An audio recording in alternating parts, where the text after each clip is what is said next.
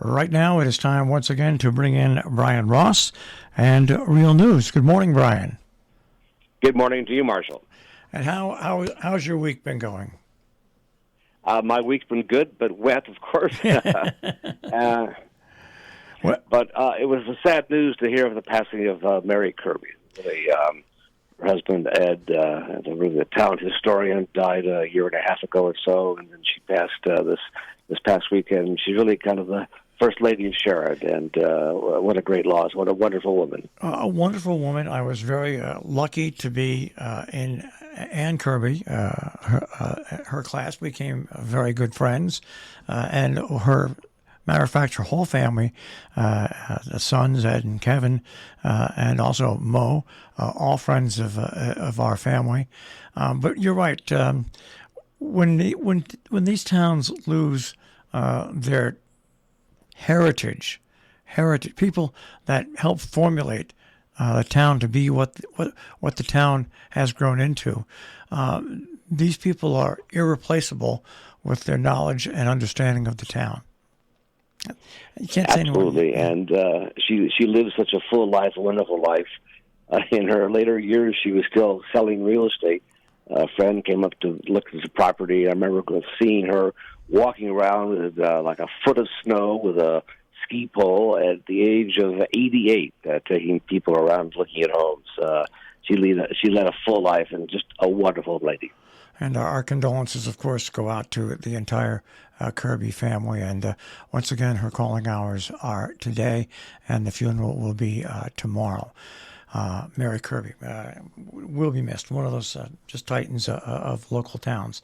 Well, we can get to the news and worldwide. The world is in a crisis. I'm not saying it's in a huge crisis, but there's so many different things now that affect every decision simply because 10 to 20 years ago, world leaders decided to make a world smaller place by interconnecting everything.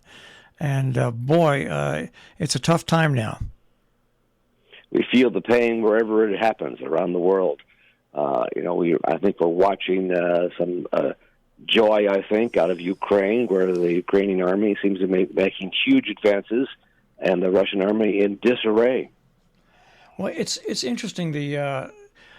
Now any advances that the Russians made, 90% of those advances have been taken back, and all that Russia seems to be able to do is to lob missiles into population zones, right. To try to put the fear and the wrath of the Russians. But it even looks like the Donbas region, which they've been fighting in for years, they've made gains there. They've made gains in the south, and they're not far from they took one key city in the northeast, which cut a supply line, and they're very close to doing that in the south. And if they can manage to cut that, well, guess what? What opens up to them? Right to the sea, right to the Black Sea. I mean, this is so interesting to watch, and how disorganized the Russian army is. And you've got a feeling that disorganization comes from within the people that are there and seeing that they shouldn't be there. You really get that feeling. Ill-prepared to go in, didn't understand or be told what they were really doing, and it's all totally come crashing down. It has, and of course, it raises the stakes. Although a cornered rat is a dangerous thing, and that is Vladimir Putin now, as his army has been shown to be extremely weak and disorganized, unable to really put up a battle. And as you say, their only response is to lob missiles into urban areas. But his threats about going nuclear are something we have to really consider. And I think also, we have to wonder, what is a victory going to mean for Ukraine? How far do they want to go? And is that consistent with American goals as well?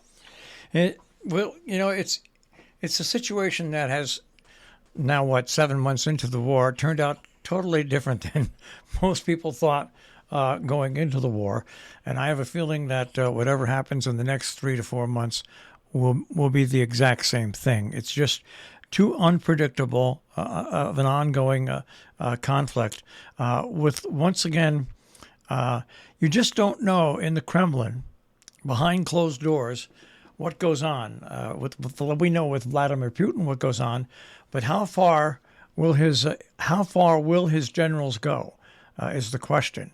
I think that, or will he go? And then I think the other issue, the distressing news, I think, for the U.S. to see that the Saudis have aligned themselves with Russia, going along with a substantial cut in oil production, which will put a squeeze on European countries this coming winter, and will certainly lead to a rise in the price of fuel oil and gasoline here.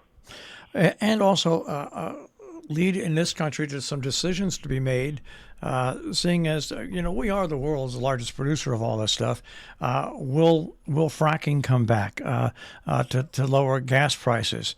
Will we increase productions on our oil wells and allow certain things? The results that come from these actions around the world really hit home now, and not only here, but in every country. The world is a smaller place, and we pay the price for it now because everybody's involved with everything one way or another. It's far different than it was in World War II, World War I, the Vietnam War, all these other wars. The world is a far different and more connected place. And I think the Saudi decision with the OPEC plus, they call it, to cut back production of oil will raise prices, put more money into the treasury of Russia, and cause problems here. And Joe Biden, our president, had gone to Saudi Arabia and sort of swallowed his pride and stopped saying that they were a pariah country, and met with them in hopes that would keep the oil flowing, and that policy, that move by the president, seems not to have worked. Well, we'll see. The Saudis essentially, I don't know what the promises are made, but I think they see that the White House is a double cross. Well, we'll see what happens, because one thing the United States, as one thing this war has shown, is the Soviet military equipment is far inferior to what the United States and its allies have. Far inferior. Saudi Arabia has been equipped to the tooth by the United States. Does the United States want to cut them off? Does the United States want to cut back and not give them replacement supplies and say, okay, go trust your defense with the Russians? I mean, that is our lone card really to play with Saudi Arabia.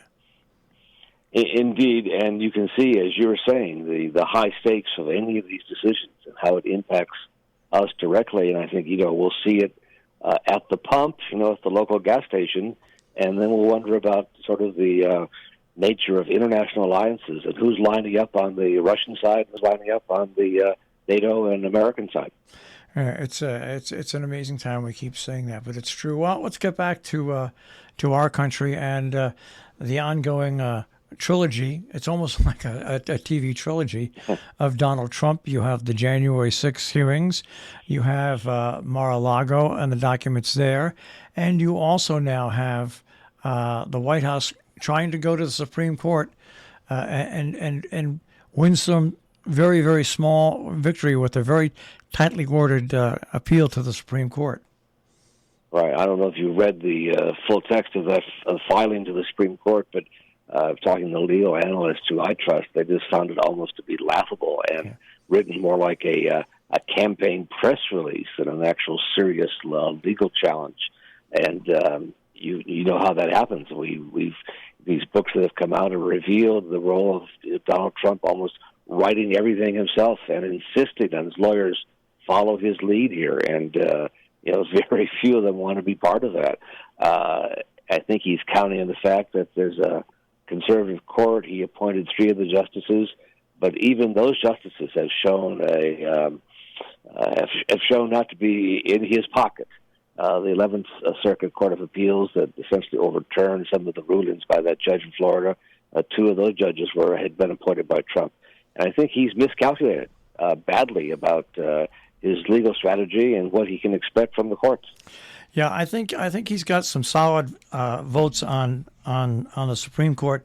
I don't think he has enough solid votes though to win any kind of appeal or anything like that.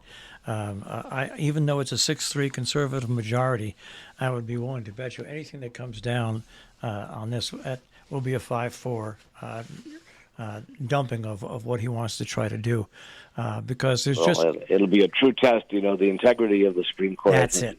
Is very much challenged by some of its rulings and the appearance of being so very political. And here's an opportunity for the justices to say, no, we're not. Yeah, that's the whole key factor here. And like I said, there will be a few justices that will go hand in hand with Donald Trump.